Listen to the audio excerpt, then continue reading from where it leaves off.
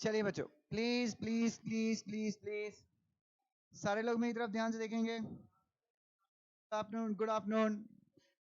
चलिए बच्चों, सो बहुत सारे टेक्निकल स्ट्रगल करने के बाद we are ready to begin. सब बच्चों ध्यान से देखिए। So total what target we have set is 35 hours में we have to finish entire EBCL. So ये एक छोटा सा हमारा, I don't say it's a humble target, but ये बहुत exaggerating target है, because जो normal batch में हम लोग content लगभग 160 hours में करते हैं, इस target को अपने को कितने में करना है बच्चों? Yes, we need to finish this entire thing in 35 hours. So बच्चों, now please hear. So जब बात हो रही है कि इसको अपने को 35 घंटों में करना है, तो समझ लीजिए कि यहाँ पे जो नॉर्मल, जैसे मान लीजिए अपन एक दिन में अगर 5 पेजेस पढ़ते हैं, तो यहाँ पे अपने को 4 टाइम्स पेजेस पढ़ने पड़ेंगे अराउंड। तो नॉर्मल एक दिन में अपने को कितने पेजेस पढ़ने पड़ेंगे? 20 पेजेस पढ़ने पड़ेंगे। अब वही सोचिए जो मैराथन में होता होगा, मैराथन में वो 10 घंटे में पूरा 160 घंटे का सिलेबस खत्म करते होंगे, तो भगवान ही मालिक, अल्लाह मालिक है, क्या होता होगा। So now, so we'll begin with the first topic ever, अपना फास्ट ट्रैक बैच का पहला टॉपिक जो हम स्टार्ट करेंगे, that is transfer of property act 1882। नौ बच्चों ध्यान से देखिएगा। इस टॉपिक का वेटेज एग्जाम के पॉइंट ऑफ व्यू से, ये जो टॉपिक है ये पार्ट सी को रिलेट करता है। This topic relates to part C, जिसका एग्जाम में वेटेज कितने मार्क्स का है? पार्ट सी का वेटेज एग्जाम में 35 मार्क्स का है। और मुझे ऐसा लगता है, आई डोंट नो, ये सही भी हो सकता है, गलत भी हो सकता है, बट इस टॉपिक से आपके एग्जाम में 5 से लेके 8 मार्क्स तक के क्वेश्चन आ सकते हैं। और मेरा यकीन मानिए कि पार्ट सी में इंस्टीट्यूट क्या करती है, कंसिस्टेंटली हर एक टॉपिक से क्वेश्चन नहीं पूछती, बट ये टॉपिक ऐसा है जिससे इंस्टीट्यूट कंसिस्टेंटली क्वेश्चन पूछती है। क्योंकि अगर वो नहीं पूछेगी तो सबसे पहले मैं अपने आप को जाके जिंदा जलाऊंगा आईसीएसआई के सामने। भाई 12 रेगुलर, यहाँ तो दुआएं चालू हैं कि बस मत पूछे। So basically it takes us, I think, normal 15 घंटे हम लोग ये चैप्टर पढ़े हैं। मतलब रेगुलर क्लास में हम लोगों ने चैप्टर 15 आवर्स पढ़ा है। तो जब 15 आवर्स, 12 to 15 आवर्स के आसपास जब हमने पढ़ा है, तो कम से कम 5 मार्क का तो वेटेज ये टॉपिक क्या करता है, डिजर्व करता है। ठीक है, it's a very big topic and let's keep a target कि हम इसको 3 दिन में क्या करेंगे, खत्म करेंगे। Will give it a time of 3 hours. ठीक है, चलिए। सो सबसे पहले let's have a look eight introduction. ये टॉपिक क्यों बनाया गया है, हम इस टॉपिक को क्यों पढ़ रहे हैं, थोड़ा सा इसको समझने की हम कोशिश करते हैं। तो सबसे पहले बच्चों एक सिंपल सी बात है कि कंपनी सेक्रेटरी जो है, प्लीज हियर, जो कंपनी का कंपनी सेक्रेटरी होता है, वो कंपनी का लीगल इंचार्ज भी होता है। मोस्टली 90% कंपनीज में जहां पे सेक्रेटरी और लीगल डिपार्टमेंट क्या होता है, एक ही होता है। 10% कंपनीज ऐसी हैं जो बड़ी कंपनीज है, वहां पे सेक्रेटरी और लीगल क्या होता है, डिफरेंट होता है। तो अगर मान लीजिए आप कंपनी के लीगल और सेक्रेटरी डिपार्टमेंट दोनों जगहों पे काम करते हैं, तो सबसे पहली चीज आपको लैंड के रिकॉर्ड मेंटेन करने होते हैं, उनका रजिस्ट्रेशन का रिकॉर्ड, उनकी लीजिंग का रिकॉर्ड, सब लीजिंग का रिकॉर्ड, ये सारे रिकॉर्ड आपको मेंटेन करने होते हैं। Point number 1। मान लीजिए आप ऐसी कंपनी में काम कर रहे हैं जहां पे लीगल और सेक्रेटरी सेपरेट हैं, आप सिर्फ सेक्रेटरी का काम करते हैं, तो भी आप सबको पता है कि हम प्रॉपर्टी के ऊपर चार्ज क्रिएट करते हैं। कंपनीज एक्ट में करते हैं हम लोग प्रॉपर्टीज के ऊपर चार्ज क्रिएट, 77 से लेके 87 जो चार्ज का चैप्टर है। नाउ सो बच्चों, जब आप चार्ज क्रिएट करते हैं तो कहना इसे चार्ज क्रिएट करने का मतलब भी ट्रांसफर ऑफ प्रॉपर्टी है। क्यों? ये सेक्शन जो, ये चैप्टर जो है, ट्रांसफर ऑफ प्रॉपर्टी एक्ट 1882, ये पूरा जो लॉ है दैट डील्स विद व्हाट बेटा, ट्रांसफर। ट्रांसफर का मतलब क्या होता है, what is the meaning of transfer? अगर आप सेल ऑफ गुड्स एक्ट देखें, कौन सा एक्ट देखें, सेल ऑफ गुड्स एक्ट, तो वहां पे ट्रांसफर का मतलब सिर्फ क्या होता है, ट्रांसफर ऑफ ओनरशिप। बट मैं सेल ऑफ गुड्स एक्ट की बात नहीं कर रहा हूं, I am talking about what बेटा बच्चों, मैं किसकी बात कर रहा हूं, मैं बात कर रहा हूं ट्रांसफर ऑफ प्रॉपर्टी एक्ट की। तो यहां पे ट्रांसफर शब्द का मतलब क्या है, सेल, गिफ्ट, लीज, एक्सचेंज, सब सारे टाइप के transfer, mortgage, sale, gift, lease, exchange, mortgage, ये सारी चीजें क्या हैं बच्चों, ये सारी चीजें किसके अंदर आएंगी, ट्रांसफर के अंदर। ऑफ मतलब का, प्रॉपर्टी का मतलब, यहाँ पे अब सीधी बात है, अगर प्रॉपर्टी का मतलब मुझे पता करना है कि भाई मूवेबल प्रॉपर्टी के ऊपर ये लॉ एप्लीकेबल होगा या इमूवेबल प्रॉपर्टी के ऊपर एप्लीकेबल होगा, तो मैं कॉमन सेंस लगाऊंगा क्या, जब मूवेबल प्रॉपर्टी की ओनरशिप ट्रांसफर करने के लिए हमारे पास ऑलरेडी एक लॉ है, कौन सा लॉ है, सेल ऑफ गुड्स एक्ट है, तो कैन आई से ये जो लॉ है एक्सक्लूसिवली डील करता है किस चीज से, इमूवेबल प्रॉपर्टी से। लेकिन इमूवेबल प्रॉपर्टी में ओनरशिप ट्रांसफर करने से डील करता है या फिर इमूवेबल प्रॉपर्टी के ट्रांसफर से डील करता है, transfer. And when I say transfer it includes everything, sale आ गया, एक्सचेंज आ गया, लीज आ गया, गिफ्ट आ गया, पहली चीज। दूसरी चीज, ये जो लॉ है इंटर वाइवोस ट्रांसफर से डील करता है, किससे डील करता है बच्चों, this law deals with what बेटा, ये जो कानून है, ये कानून इंटर वाइवोस ट्रांसफर से डील करता है। Now what is the meaning of inter vivos transfer, between two living persons, दो लिविंग पर्संस के बीच में जो प्रॉपर्टी का ट्रांसफर होता है, ये लॉ जो है वो रेगुलेट करता है, ठीक है।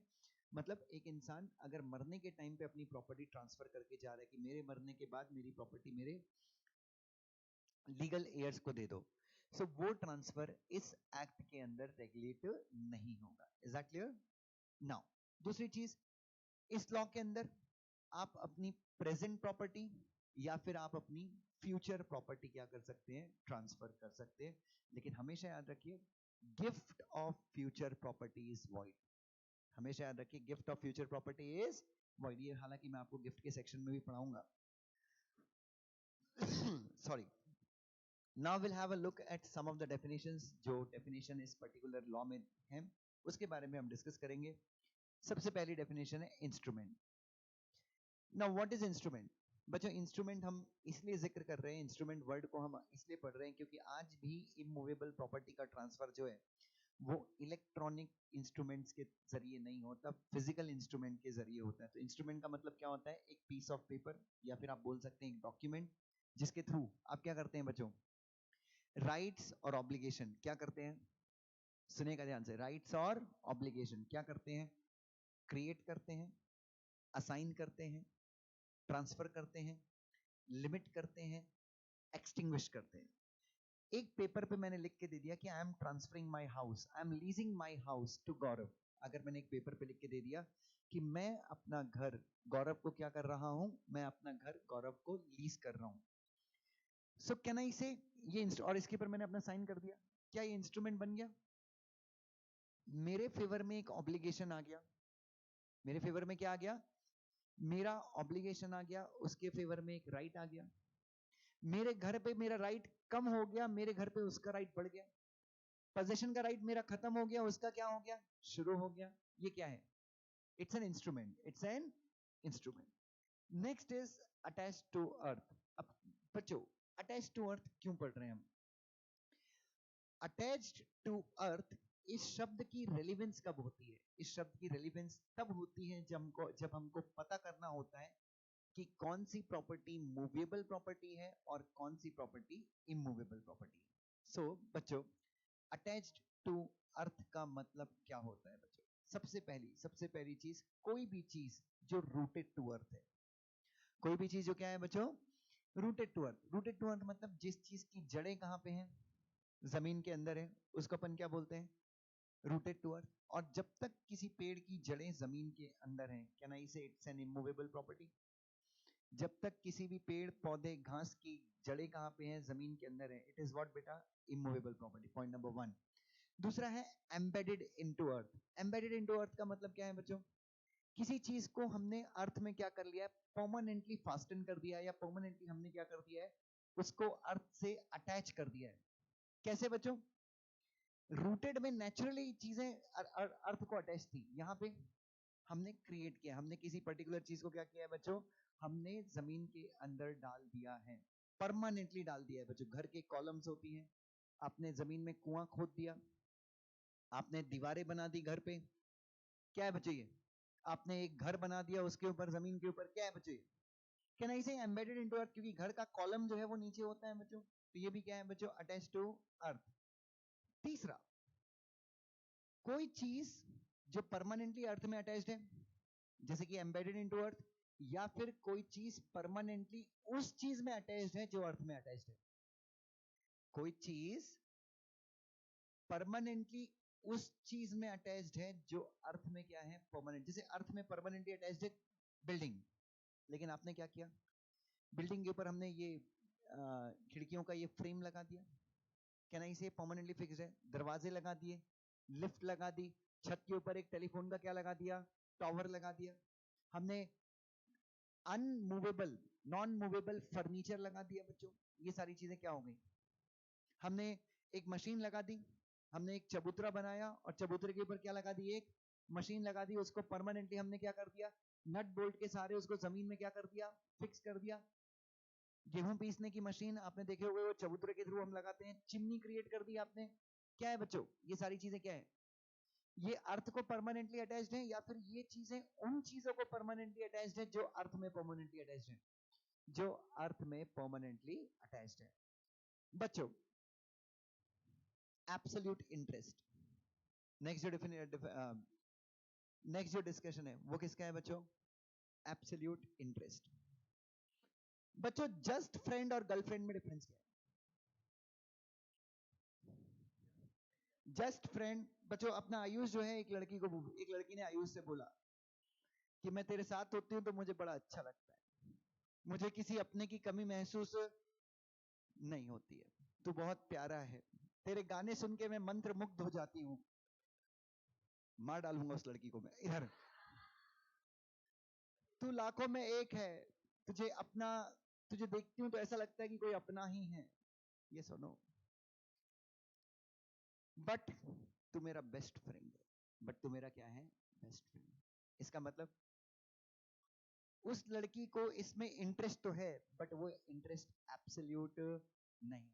सो बच्चों, जब आप किसी चीज के मालिक होते हैं, जब मैं इमूवेबल प्रॉपर्टी में एब्सोल्यूट इंटरेस्ट की बात करूं, सो अगर मैं किसी प्रॉपर्टी का मालिक हूं, if I own some property, तो ऐसा माना जाता है कि मेरा उस प्रॉपर्टी में क्या है? एब्सोल्यूट इंटरेस्ट है। और जिस व्यक्ति के पास प्रॉपर्टी में क्या होता है? एब्सोल्यूट इंटरेस्ट होता है, वो व्यक्ति अपनी इच्छा से प्रॉपर्टी को he can exercise all the rights in the property. Property बेच सकता है, प्रॉपर्टी किराए से दे सकता है, प्रॉपर्टी एक्सचेंज कर सकता है, प्रॉपर्टी गिफ्ट कर सकता है, मन नहीं आया तो प्रॉपर्टी को आग लगा सकता है। हाँ या ना बच्चों? So it is absolute interest. Yes और नो? तो आयुष जब अपनी बंदी को लेके घूम सकता है, बाहर लेके जा सकता है, अंदर लेके जा सकता है, खेल सकता है, दोनों एक दूसरे को खिला सकते हैं। यस और नो बच्चों? सोना बाबू कर सकते हैं। यस और नो? मेरे बाबू ने खाना खाया, मेरे बाबू ने छिच्छी की, ओ 2 किलो, ओ अरे 2 किलो खाना खाया, ये बोल रहा हूं मैं। एनीवे, सो बच्चों क्या है? कैन आई से ये एब्सोल्यूट इंटरेस्ट हो सकता है?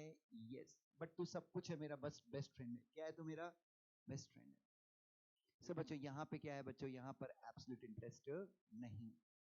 उसके बाद जो अगला राइट है बच्चों वो है रिवर्जन। कौन सा राइट है बच्चों?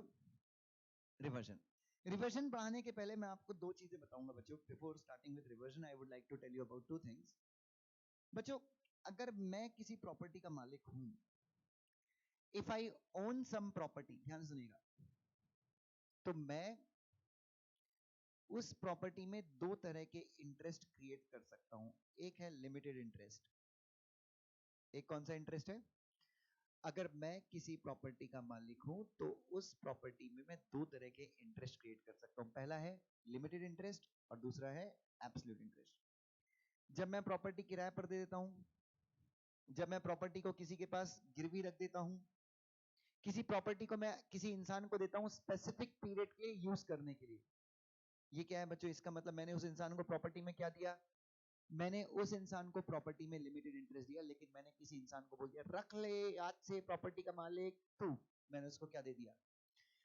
मैंने उसको एब्सोल्यूट इंटरेस्ट दे दिया। यस और नो बच्चों?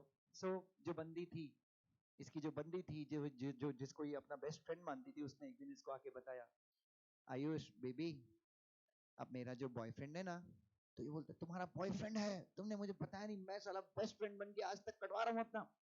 अब बेबी कुछ नहीं होता, बेबी मेरा बॉयफ्रेंड ना गोवा जा रहा है 10 दिन के लिए। तो आयुष बोलते फिर, तो बोले मुझे जरूरत है किसी अपने की, ये सुनो, I need an under writer.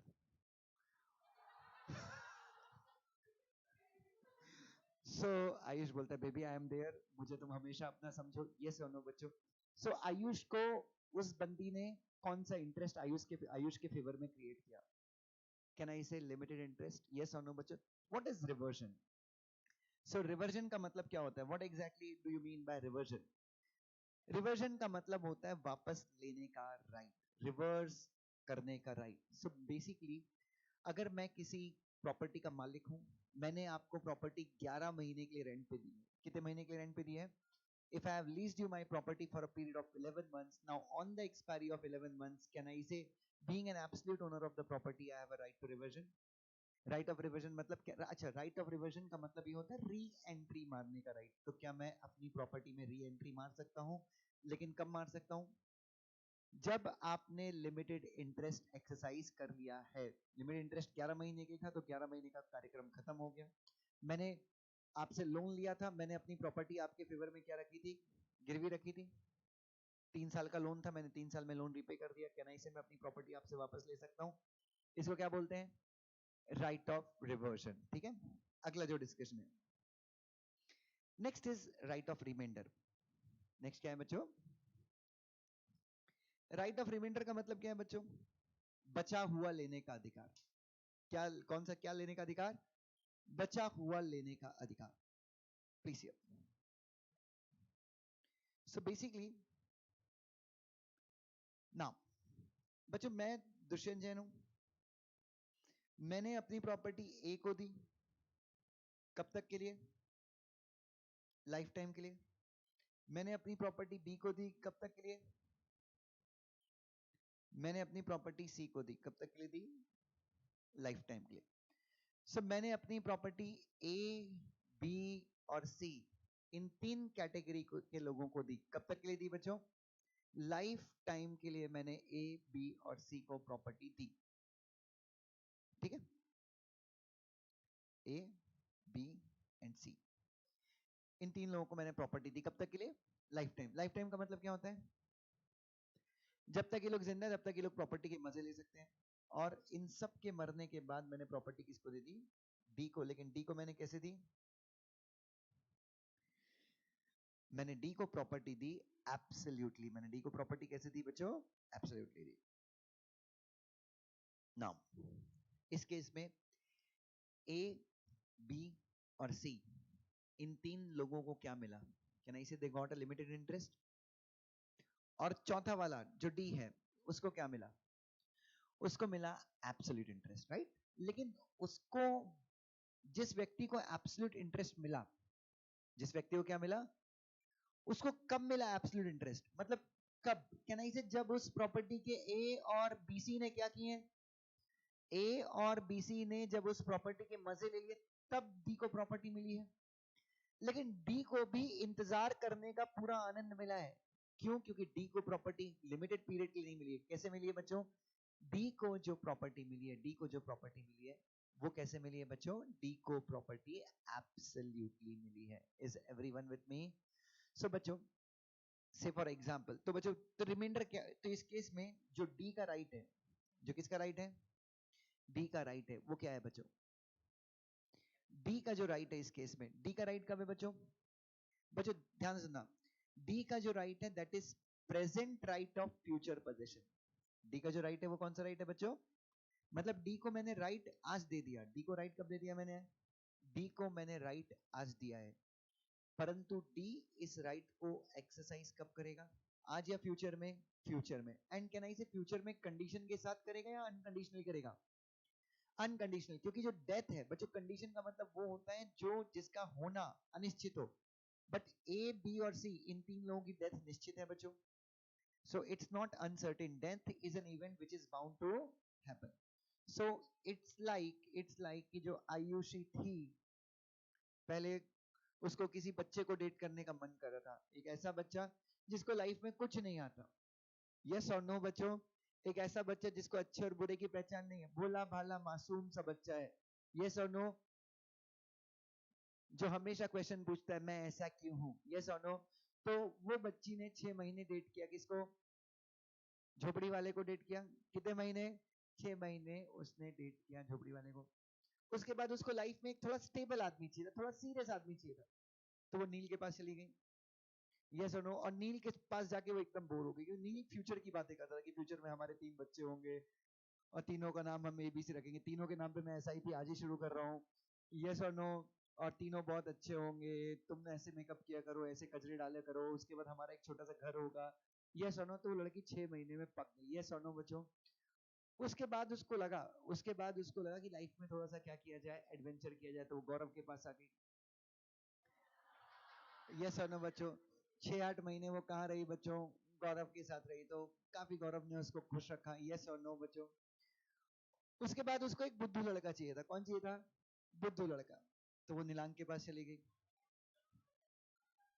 But दिल का साफ, बुद्धू तो है पर क्या है, दिल का साफ है।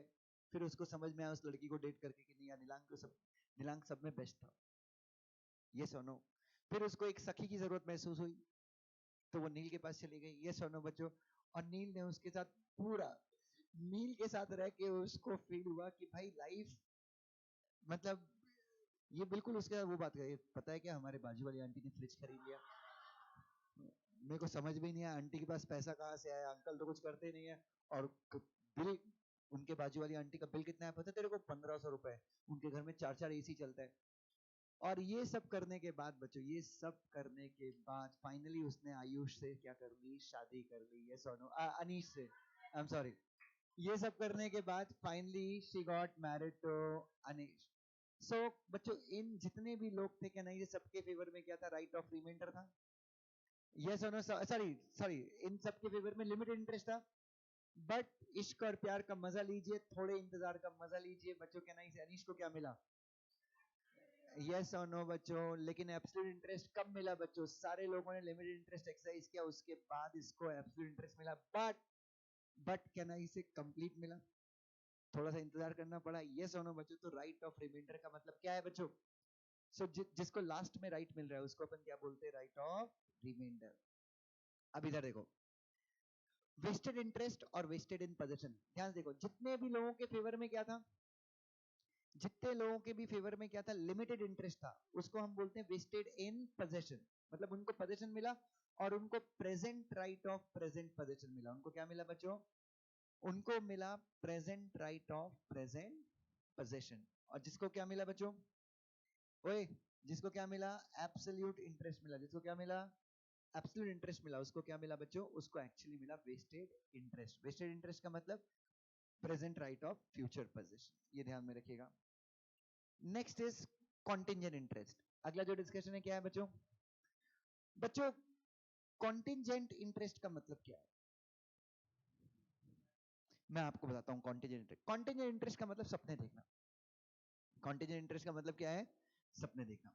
मैं बताता हूं बच्चों, मैंने अपने पिताजी को पिछले महीने 90,000 दिए, पिछले महीने, इस महीने की बात नहीं कर रहा हूं।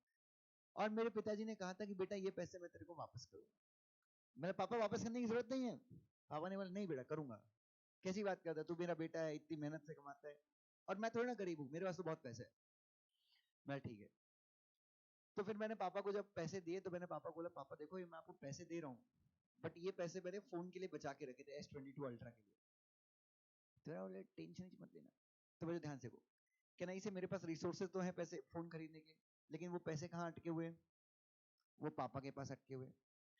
बच्चों, क्या नहीं से मैं फोन के सपने देख रहा हूँ, बट फोन का आना डिपेंड करता है किसके ऊपर? डिपेंड करता है, फोन का आना निर्भर करता है किस चीज के ऊपर? निर्भर करता है कि पापा पैसे देंगे या नहीं देंगे। तो मेरा फोन S22 अल्ट्रा में जो मेरा इंटरेस्ट क्रिएट हुआ है वो एब्सोल्यूट क्रिएट है हुआ है या कॉन्टिंजेंट?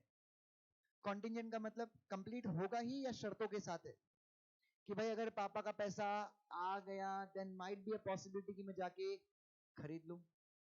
सो सेम सेम मैंने गौरव को प्रॉमिस किया, गौरव मैं तेरे को बंगलो बेचूंगा, अपना कौन बेचूंगा या फिर गिफ्ट कर दूंगा, एनीथिंग इट कैन हैपन।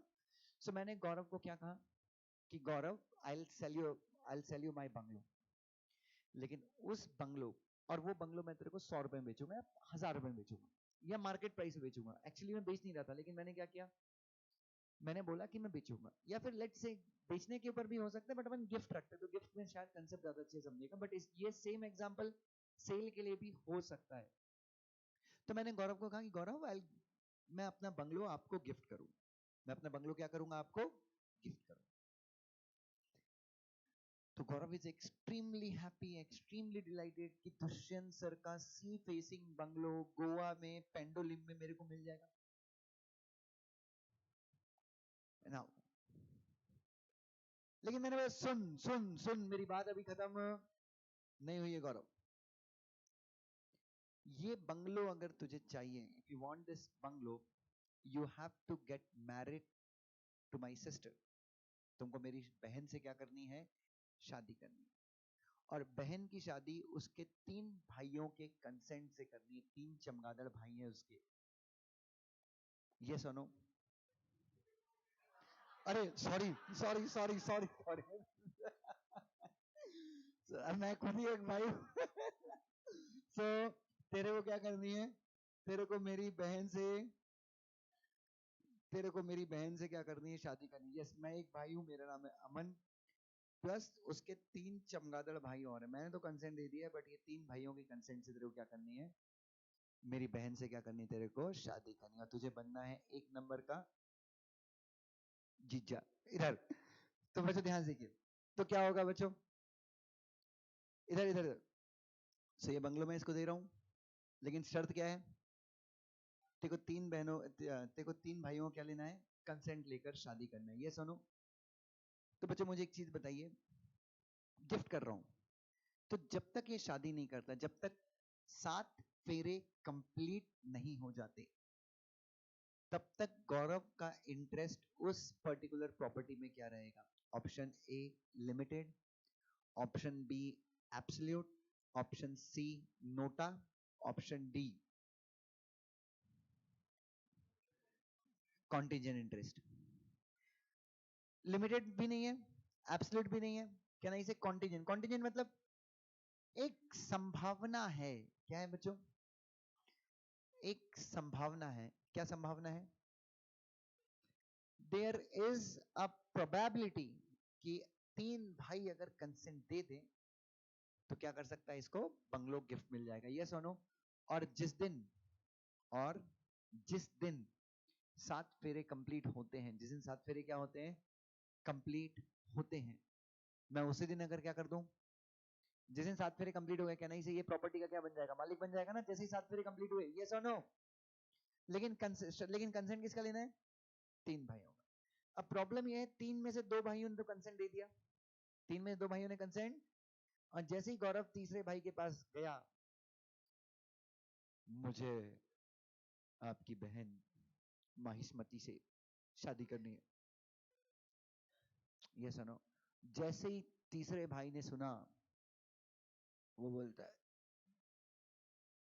तेरी, और तेरी बोला बच्चों, और हार्ट अटैक हो गया। Are you getting my point. जैसे ही बच्चों उसने तेरी बोला,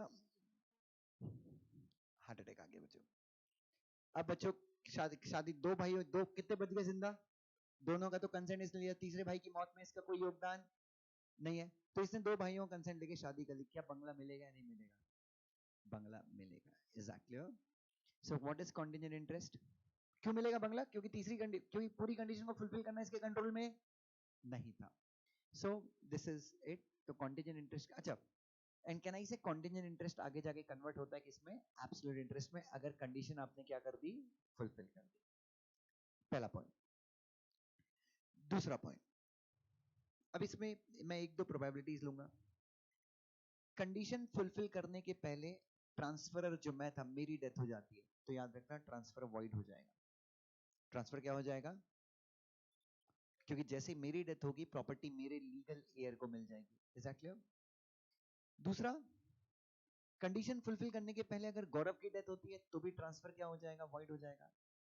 और ये चॉइस मैंने गौरव को दी थी। गौरव ये नहीं बोल सकता कि आयुष तू शादी कर ले। कॉन्टिजेंट इंटरेस्ट ना ही ट्रांसफरेबल है और ना ही इनहेरिटेबल है। अगर गौरव की डेथ हो जाती है तो ऐसा नहीं है कि गौरव का छोटा भाई है वो बोलता है नहीं भैया मैं शादी कर लूंगा, तू टेंशन मत ले, ये मेरा प्रोमिस है। ये तो यस और नो। चलिए बच्चों, so this is contingent interest. Contingent interest और वेस्टेड इंटरेस्ट, याद रखना वेस्टेड इंटरेस्ट में you get the ownership, vested interest is transferable as well as inheritable.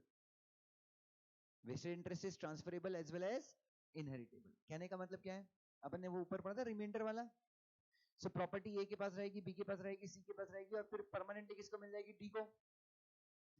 Yes और नो।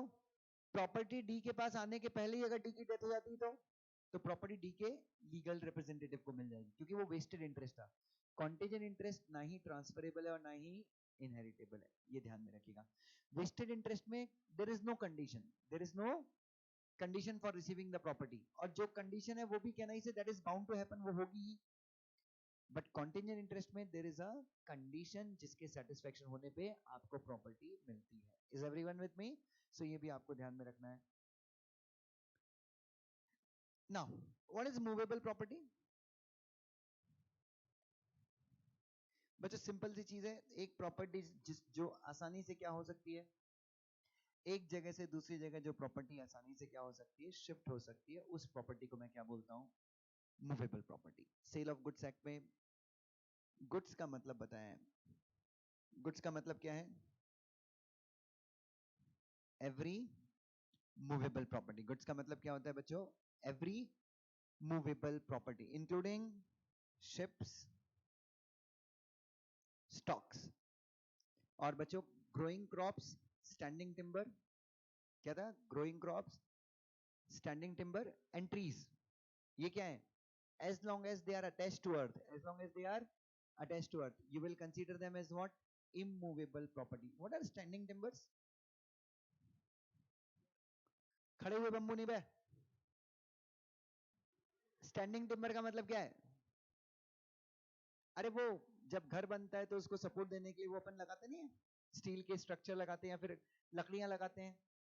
तो वो लकड़ी जब तक सपोर्ट कर रही है किसको, जब तक ऊपर वाले लेंटर को, ऊपर वाली सीलिंग को जब तक वो लकड़ी क्या कर रही है, सपोर्ट कर, तब तक वो क्या है, इमूवेबल। जैसे वहां से हट गई, वहां से कट गई, क्या हो गई, वो मूवेबल हो गई। ये ध्यान में रखना। फिर ये कुछ मूवेबल प्रॉपर्टीज हैं, these are some of the movable property.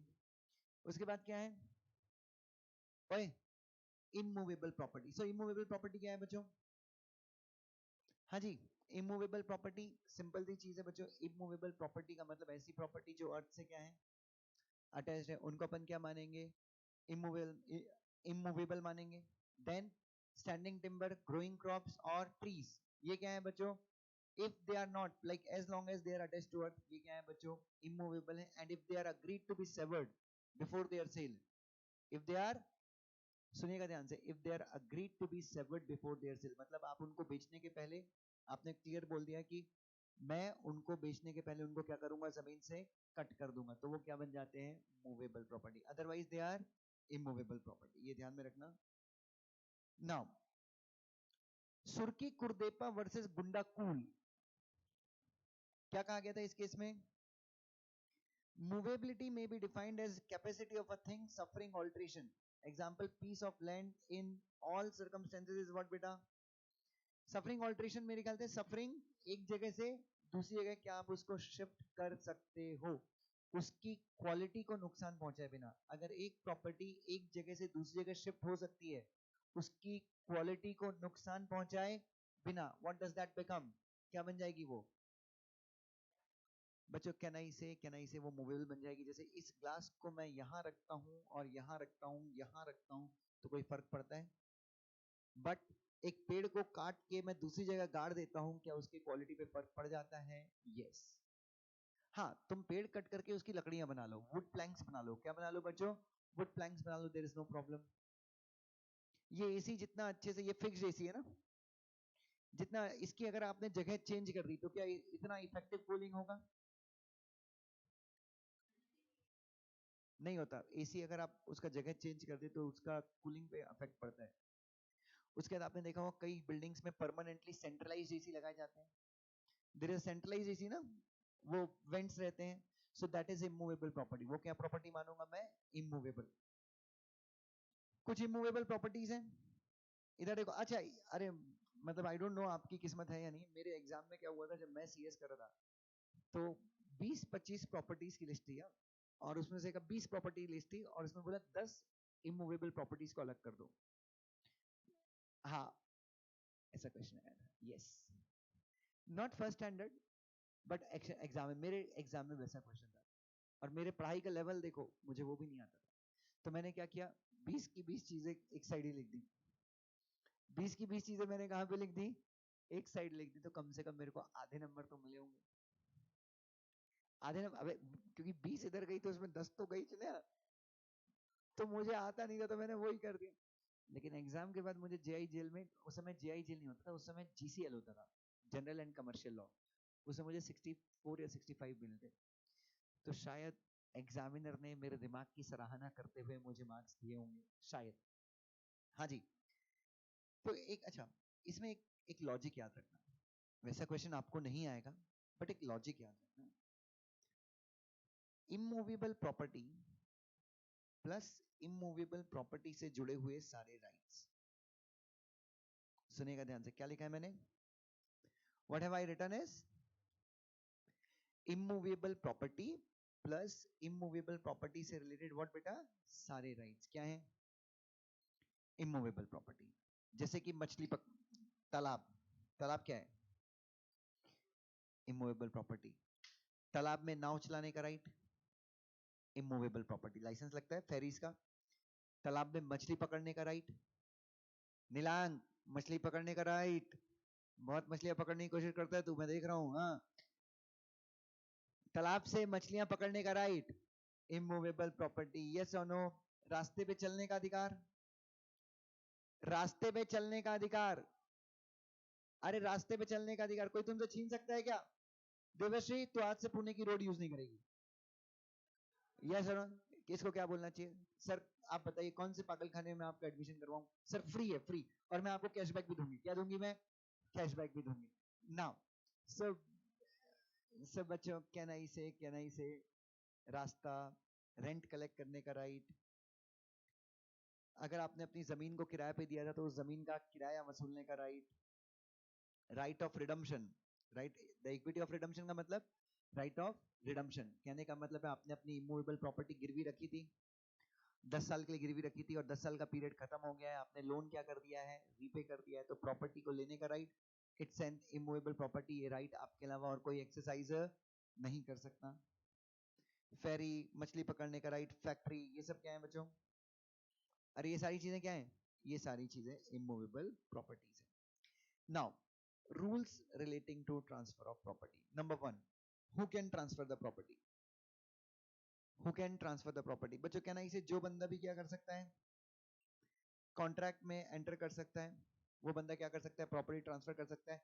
Minor भी ट्रांसफर कर सकता है प्रॉपर्टी, लेकिन उसको कोर्ट की क्या लेनी पड़ती है?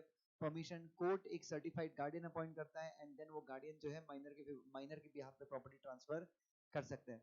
क्या माइनर ट्रांसफर ही बन सकता है? There is no problem, because we all know कि ऐसा कोई भी कॉन्ट्रैक्ट जो माइनर को बेनिफिट देता है वो कॉन्ट्रैक्ट क्या है?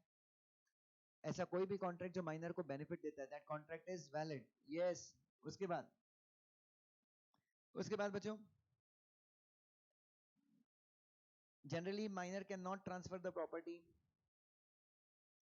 जनरल रूल क्या है बच्चों? माइनर जो है वो प्रॉपर्टी ट्रांसफर नहीं कर सकता, बट नीचे लिखे हुए केसेस में he can transfer the property. पहला क्या है?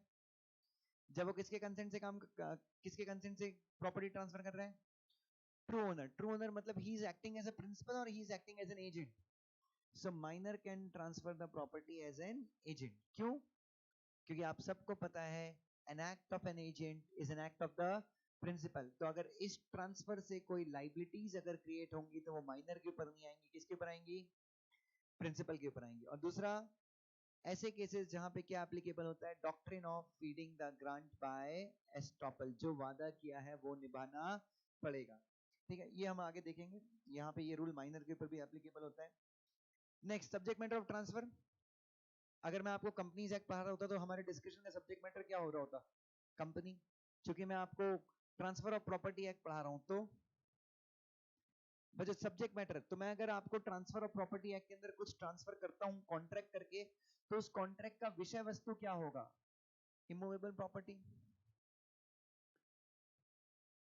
उसके बाद अच्छा, जो प्रॉपर्टी एग्जिस्ट नहीं करती, जो प्रॉपर्टी फ्यूचर में एग्जिस्ट करेगी, अगर तुम उसको ट्रांसफर कर रहे हो तो that would be a contract to sale और अग्रीमेंट टू सेल। हमेशा याद रखना, ट्रांसफर टू मेक, या फिर जब आप प्रॉमिस करते हो कि आप प्रॉपर्टी ट्रांसफर करोगे, लेकिन कौन सी प्रॉपर्टी? Future property. या फिर आप बोलते हो कि फ्यूचर में ट्रांसफर करोगे प्रॉपर्टी को, मतलब प्रॉपर्टी अभी क्या है? प्रॉपर्टी क्या कर रही है?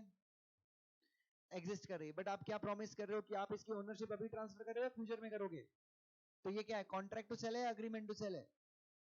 तो एक minute, transfer of future property, सुनेगा ध्यान से, ट्रांसफर ऑफ फ्यूचर प्रॉपर्टी, या फिर future transfer of existing property. Future transfer of, ये दोनों ही चीजें क्या होंगी बच्चों? कॉन्ट्रैक्ट टू सेल होगा यहाँ पे, अग्रीमेंट टू सेल होगा? इन दोनों चीजों में यहाँ पे क्या होगा बच्चों? अग्रीमेंट टू सेल होगा। Now what are the formalities with regard to transfer? Please hear बच्चों, सबसे पहले बच्चों please hear, formalities with regard to transfer. कैसे ट्रांसफर करोगे प्रॉपर्टी को? हाँ जी बच्चों, प्लीज हियर, इधर देखिए, please hear. So how to transfer the property?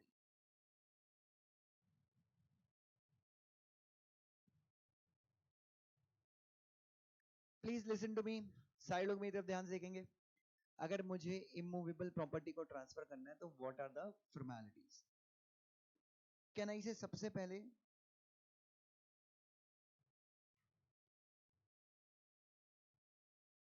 पहली फॉर्मेलिटी क्या है? The very first thing is, आपको एग्जीक्यूट करना है। क्या एग्जीक्यूट करना है? ओए, सबसे पहले क्या करना है आपको? आपको एग्जीक्यूट करना है। What you have to execute is an instrument. ठीक है, पॉइंट नंबर 1। उसके बाद there has to be a proper, बच्चों दूसरी चीज क्या है? इंस्ट्रूमेंट को एग्जीक्यूट करने के बाद आपको क्या करना है बच्चों? You have to get the instrument attested. What is attested? आपने जब साइन किया हो तो आपके साइन को वेरीफाई कौन करेगा? विटनेस, कि हाँ इस बंदे ने क्या किया है? साइन किया है। ठीक है, तो कम से कम कितने लोगों ने अटेस्ट करना है? 2 विटनेसेस ने अटेस्ट करना है कि दोनों पार्टीज ने क्या कर दिया है? साइन कर दिया है। लेकिन याद रखना, सेल डीड और लीज डीड अगर अटेस्ट नहीं होंगी तो भी चलता है। बट सेल डीड और लीज डीड अगर अटेस्ट नहीं होंगी तो चलता है। ये कहाँ पे लिखा है? ट्रांसफर ऑफ प्रॉपर्टी एक्ट में। लेकिन आप सबको पता होना चाहिए, जो स्टेट के रजिस्ट्रेशन के लॉज हैं, कौन से लॉज हैं बच्चों? जो अलग अलग स्टेट्स के रजिस्ट्रेशन के लॉज होते हैं, वहां पे लिखा होता है कि basically sale deed, lease deed, इनके ऊपर कंपल्सरी क्या होना चाहिए? अटेस्टेशन होना चाहिए। और आपने भी देखा होगा कि कोई भी इमूवेबल प्रॉपर्टी का अग्रीमेंट आप करते हैं, इट हैज टू बी, वहां पे लिखा ही होता है कि वहां पे 2 विटनेस चाहिए होते हैं। नाउ उसके बाद,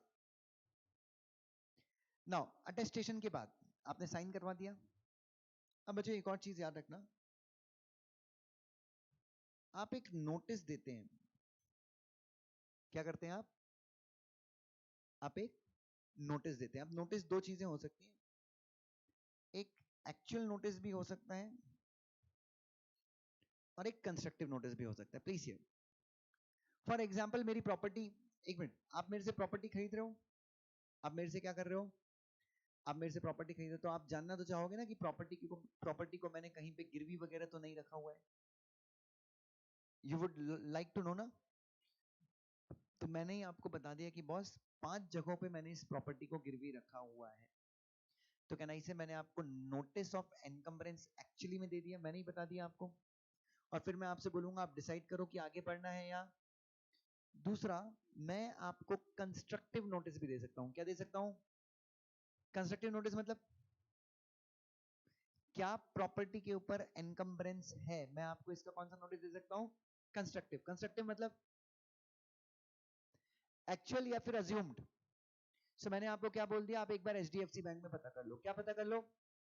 आप एचडीएफसी बैंक में पता कर लो कि मैंने इस प्रॉपर्टी के ऊपर गिरवी रखा हुआ है या फिर गिरवी, तो आप, तो बच्चों बस, तो अब आपकी जिम्मेदारी क्या है? You are a buyer of the property ना, आपकी जिम्मेदारी क्या है? अब आपको एचडीएफसी बैंक जाना है और आपको कंफर्म करना है कि इस प्रॉपर्टी के ऊपर किसी प्रकार का एनकम्बरेंस है या नहीं है। एंड देन उसके बाद हम फाइनली आगे के स्टेप्स बढ़ाएंगे। आगे के स्टेप्स क्या हैं बच्चों? रजिस्ट्रेशन, सेल डीड, मतलब जो अपन ने सेल डीड वगैरह बनाई है उसको अपन क्या करेंगे बच्चों? रजिस्टर करा सकते हैं। ठीक है। सो बच्चों, अब मान लीजिए जब अपनी रजिस्टर्ड अपनी सेल डीड क्या होने वाली है? रजिस्टर होने वाली है। और उसके बाद में आपको पता चला, या प्रॉपर्टी खरीदने के 1 महीने के बाद आपको पता चला कि यार प्रॉपर्टी के ऊपर तो तूने एचडीएफसी बैंक में गिरवी रखा था, मेरे को डीड कैंसिल करनी, तूने मेरे साथ फ्रॉड किया है। लेकिन मैं क्या बोलूंगा? मैंने तुमको बोला था कि कहाँ पे जाके चेक करो, एचडीएफसी बैंक में चेक करो। Can I say I M free from my obligation? तो एनकम्बरेंसेस का नोटिस मैं आपको एक्चुअल भी दे सकता हूँ, कंस्ट्रक्टिव भी दे सकता हूँ, there is no problem at all. Is that clear? Now उसके बाद बच्चों, नेक्स्ट बच्चों, अच्छा उसके बाद एक और चीज होती है बच्चों, ये नोटिस के साथ में आप एक न्यूज़पेपर एडवर्टीजमेंट भी दे सकते हैं, जो आपने बेसिकली, और ये सारी चीजें आप अगर चाहें तो थोड़ा सा पहले भी कर सकते हैं। जैसे हमने इंस्ट्रूमेंट एग्जीक्यूट किया, तो यहाँ पे मैं कौन सा इंस्ट्रूमेंट एग्जीक्यूट किया अपन ने बच्चों? ये अपना सेल डीड अपन ने एग्जीक्यूट किया या पहले अग्रीमेंट एग्जीक्यूट किया है? शुरू में हम अग्रीमेंट करते हैं, शुरू में हम क्या करते हैं? अग्रीमेंट टू सेल करते हैं। और उसके बाद ये सारी फॉर्मेलिटीज पूरी हो जाए उसके बाद अपन क्या करते हैं? सेल डीड एग्जीक्यूट करते हैं। तो एक और चीज, इंस्ट्रूमेंट एग्जीक्यूट होने के बाद या अपना जब एग्रीमेंट टू सेल एग्जीक्यूट होने के बाद कई लोग क्या करते हैं? न्यूज़पेपर में एक एडवर्टीजमेंट भी देते हैं कि मैं दुष्यंत जैन हूँ, मैं 10 एकड़ जमीन यहाँ पे खरीद रहा हूँ, अगर किसी को कोई प्रॉब्लम है तो वो मुझे वो प्रॉब्लम रेज कर सकता है।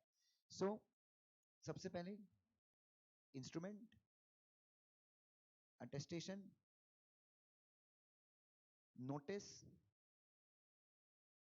रजिस्ट्रेशन, ये 4 स्टेप्स में आप क्या कर सकते हैं बच्चों? You could bye a property. और नोटिस के अंदर 2 चीजें आ जाएंगी, एक एनकम्बरेंस का भी नोटिस आ जाएगा और एक न्यूज़पेपर नोटिस भी हो सकता है ऑब्जेक्शंस कॉल करने के लिए। नेक्स्ट इज, नेक्स्ट जो मैं आपके साथ रूल डिस्कस करूंगा, this is the first doctrine जो मैं यहाँ पे आपके सामने डिस्कस करूंगा। कौन सी डॉक्ट्रिन है बच्चों? रूल अगेंस्ट इनअलाइनेबिलिटी और रिस्ट्रेंट ऑन ट्रांसफर। जो पहला प्रिंसिपल मैं आपके साथ डिस्कस करूंगा, ध्यान से देखिए, which is the first principal?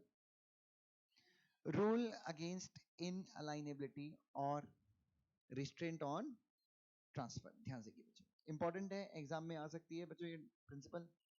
Now सबसे पहले ध्यान से देखिए बच्चों, रूल अगेंस्ट इनअलाइनेबिलिटी। बच्चों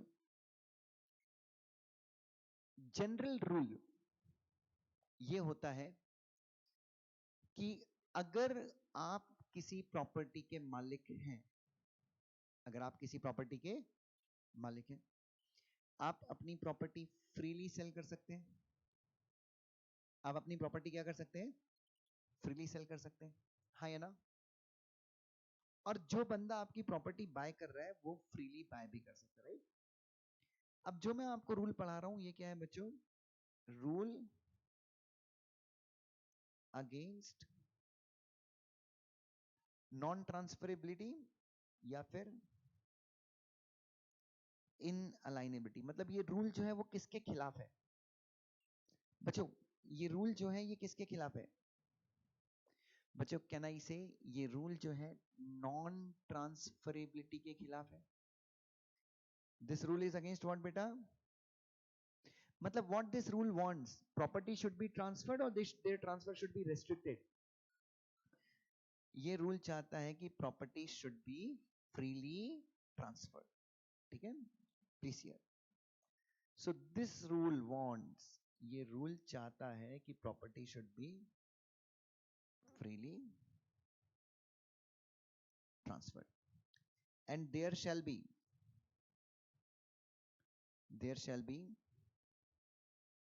no restraint on what beta? On further transfer of property. सारे लोग ध्यान से देखेंगे, मैंने क्या कहा? मैंने कहा there shall be no restraint on what बेटा? There shall be no restraint on further transfer of the property. कहने का मतलब यह है कि अगर मैं आपको कोई प्रॉपर्टी सेल कर रहा हूं, लिसन टू मी एवरीवन, अगर मैं आपको कोई प्रॉपर्टी सेल कर रहा हूं तो सेल करने के टाइम पे जो अपनी डीड होगी, जो अपन इंस्ट्रूमेंट एग्जीक्यूट करेंगे, उस इंस्ट्रूमेंट में मैं ऐसी कोई भी कंडीशन नहीं डाल सकता जो आपको उस प्रॉपर्टी को फर्दर ट्रांसफर करने से रोके। एग्जाम्पल के तौर पे, अगर दुष्यंत जैन अपना बंगलो गौरव को ट्रांसफर कर रहा है, तो जो हमारा सेल डीड एग्जीक्यूट होगा, इसमें मैं ये नहीं लिख सकता कि ये बंगला मैं गौरव को दे रहा हूं और 10 साल के अंदर अगर गौरव ने ये बंगला किसी और को बेचा, किसी और को बेचा, तो मेरा और गौरव का ये जो डीड है, सेल डीड है, ये इनवैलिड हो जाएगा और गौरव को अगर बेचना है तो सिर्फ गौरव मुझे ही बेचेगा और वो भी 25 रुपए में। पहली बात तो गौरव किसी को बेच नहीं सकता, और दूसरा अगर गौरव ने बेचा तो सिर्फ किसको बेचेगा? और अगर गौरव इसको बेचना भी चाहता है तो he has to sell me, that too for a price of ₹25।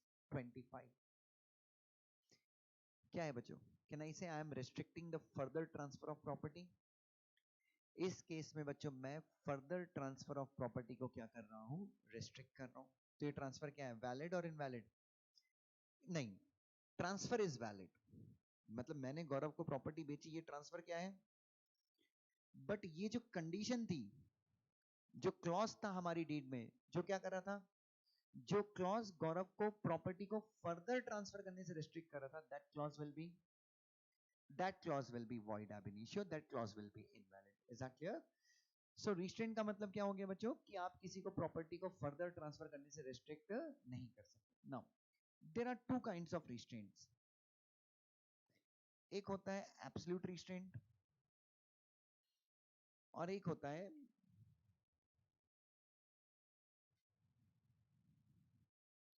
There are two kinds of restraint. पहला कौन सा रिस्ट्रेंट है?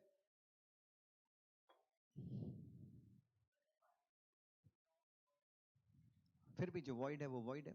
मैं तेरा मर्डर कर रहा हूं, तो मुझे बोल रहा है सर प्लीज मुझे मार दो, मुझे आजादी दो, मुझे कोई प्रॉब्लम नहीं है, मैं थक गया हूं इस जिंदगी से।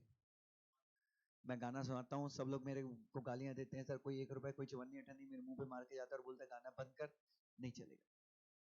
मजाक कर रहा हूँ इधर। सो बच्चों ध्यान से देखिए, so there are two kinds of restraint. पहली रिस्ट्रेंट का टाइप क्या है बच्चों? एब्सोल्यूट। एब्सोल्यूट मतलब कंप्लीटली प्रोहिबिट करना किसी को प्रॉपर्टी को फर्दर ट्रांसफर करने, जैसा एग्जांपल मैंने आपको दिया। ये क्या था बच्चों? एब्सोल्यूट। एक बाप मरा और उसके 3 बच्चों के बीच में उसने 3 खेत दिए मरने के बाद, ठीक है? और उसने ये कहा कि बेटा अगर तुम में से किसी को भी अपना खेत फ्यूचर में बेचना है तो तुम एक दूसरे को ही बेच सकते हो और 50 रुपए के ऊपर मत बेचना। क्या नहीं से क्या है बच्चों? ये जो कंडीशन थी ये क्या थी? एब्सोल्यूट रिस्ट्रेंट, ठीक है? पार्शियल रिस्ट्रेंट का मतलब क्या है? कंप्लीटली रिस्ट्रिक्ट करना या पार्शियली रिस्ट्रिक्ट करना? पार्शियली रिस्ट्रिक्ट करना। प्रॉपर्टी ट्रांसफर करने से कैसे रिस्ट्रिक्ट करना बच्चों? पार्शियली रिस्ट्रिक्ट करना। अब पार्शियली रिस्ट्रिक्ट करना मतलब जैसे कि for example putting the condition, putting the conditions with regard to usage of the property. आप प्रॉपर्टी को यूज कैसे करोगे इसके ऊपर आप कंडीशन डाल सकते हो या फिर किसी और तरीके का रिस्ट्रिक्शन डाल सकते हो, बट आप ट्रांसफर के ऊपर रिस्ट्रिक्शन नहीं डाल रहे हो। एक एग्जांपल, अगर मान लो ट्रांसफरर जो है, मैं आपको प्रॉपर्टी ट्रांसफर कर रहा हूं और मैं कोई कंडीशन लगा रहा हूं। मैं क्या कर रहा हूं? मैं गौरव को कोई प्रॉपर्टी ट्रांसफर कर रहा हूं और ट्रांसफर करते वक्त मैं क्या बना लगा रहा हूं? कोई कंडीशन लगा रहा हूं। जैसे 1 2 3, ये 3 फ्लोर का घर मेरा है, 1 2 3 4 ये भी मेरा है। मैं इस घर में रहता हूं। मैं कौन से घर में रहता हूं? मैं ए वाले घर में रहता हूं। कहां रहता हूं बच्चों? मैं ए वाले घर में रहता हूं। और बच्चों यहां पे रोड है, और मैं यहाँ पे खड़े होकर दूरबीन लगा के यहाँ पे बढ़िया लड़कियां देखते रहता हूँ। अब मैं ये घर में गौरव को बेच रहा हूँ। किसको बेच रहा हूँ? तो गौरव को बेचते टाइम मैंने क्या बताया कि गौरव तू इसमें 3 फ्लोर से ज्यादा बना नहीं सकता। क्यों? क्योंकि जो शुद्ध हवा आती है यहां से, मेरा शुद्ध हवा को रिसीव करने का राइट क्या हो जाएगा? रेस्ट्रिक्ट हो जाएगा। सनलाइट नहीं, वो शुरू से नहीं आ पाएगी ना भाई। ये घर यहाँ बड़ा हो जाएगा तो सनलाइट कैसे आएगी? साले ट्रिग्नोमेट्री नहीं पढ़ा इधर? अरे वो ट्रिग्नोमेट्री में तो बच्चों ध्यान से देखिए, तो क्या मैं इसको रेस्ट्रिक्ट कर सकता हूं? हाँ या ना? Can I restrict? यस, मैं इसको बिल्कुल क्या कर सकता हूँ? 5 मिनट। क्या? ठीक है ठीक है, 5 मिनट में बस कंसेप्ट खत्म करके इधर। सो 1 मिनट, सब बच्चों ध्यान देखिए। ओए दादा इधर। सब बच्चों, क्या मैं ऐसी कंडीशन डाल सकता हूं अगर मेरा कोई रास्ता अफेक्ट हो रहा हो? अगर मेरा क्या अफेक्ट हो रहा हो? रास्ता, सूर्य की रोशनी, ताजी हवा, पानी। यस और नो बच्चों? पानी रिसीव करने का राइट, पानी प्राप्त करने का राइट। मान लो यहाँ पे नीचे कोई पाइपलाइन है तो मैं बोल सकता तो नीचे खुदाई नहीं कर सकता, जो करना करना बट नीचे मत करना खुदाई। यस और नो? नहीं तो कर दूंगा मैं तेरी जुदाई। यस और नो बच्चों? अरे हाँ या ना? नहीं करने का इधर ना। उसके बाद क्या मैं राइट ऑफ फर्स्ट रिफ्यूजल दे सकता हूं? मैं गौरव को जमीन बेच रहा हूं अपनी, क्या मैं गौरव को बोल सकता हूँ गौरव दादा एक काम करना, तू जिंदगी में कभी भी इस जमीन को बेचे, एक बार मुझे इत्तला कर देना। क्या कर देना? मुझे एक बार मुझे इत्तला कर देना। तेरे को बेचना जिसको है बेच देना, मेरे को कोई दिक्कत नहीं, बट एक बार इत्तला कर देना। पहला ऑफर मुझे देना, देखो जिस रेट पे बेचना है पहला ऑफर। और अगर मैं करूं इनकार, अगर मैं करूं, तब तो दूसरे से करना प्यार। यस और नो बच्चों? बट पहली बार करना मुझसे ही इजहार। यस और नो बच्चों? आगे बढ़ जाओ। बस बस हो गया। एब्सोल्यूट रिस्ट्रेंट, जनरल रूल क्या है? It is always void. हाँ या ना? बट दो केसेस में एब्सोल्यूट रिस्ट्रेंट क्या होती है? वैलिड होती है। पहला, अगर मैं एक लेसर हूं। कौन हूं? मैं मकान मालिक हूं और मैं लेसी को अपनी प्रॉपर्टी क्या कर रहा हूं? बेच रहा, या सॉरी किराए से दे रहा हूं। तो मैं लेसी को एब्सोल्युटली रेस्ट्रिक्ट कर सकता हूं कि कमीने क्या मत करना, इस प्रॉपर्टी के ऊपर तो किसी प्रकार का सब लीज क्रिएट मत करना। यस और नो बच्चों? हाँ या ना? और अगर तूने सब लीज क्रिएट की, अगर तूने क्या की? सब लीज क्रिएट की, अंडी बंडी संडी मारूंगा तुझे सुबह शाम डंडी। यस और नो बच्चों? तो सब लीज क्रिएट मत करना। तो क्या लेसर लेसी को एब्सोल्युटली रेस्ट्रिक्ट कर सकता है किसी से? प्रॉपर्टी में क्या क्रिएट करने से? सब लीज क्रिएट करने से। यस और नो? ओके। और दूसरा, एक औरत जो हिंदू भी नहीं है, मुस्लिम भी नहीं है, बर्नीस भी नहीं है, बर्मीज भी नहीं है, आप उसको रोक सकते हो कि शादी के समय, जब जब तक उसकी क्या है, शादी चालू है, जब तक उसे पति से उसका क्या नहीं होता, तलाक नहीं होता, तब तक उसके पास जो भी प्रॉपर्टी है वो उस प्रॉपर्टी को क्या नहीं करेगी? ट्रांसफर नहीं करेगी। सो ये दो रेस्ट्रिक्शंस हैं जो एब्सोल्यूट रेस्ट्रिक्शन होने के बावजूद क्या है बच्चों? वैलिड है। Is that clear? चलिए बच्चों, सो आज पहले लेक्चर का अपन रंगारंग समापन करेंगे। Thank you so much. Please अपना ध्यान रखिए।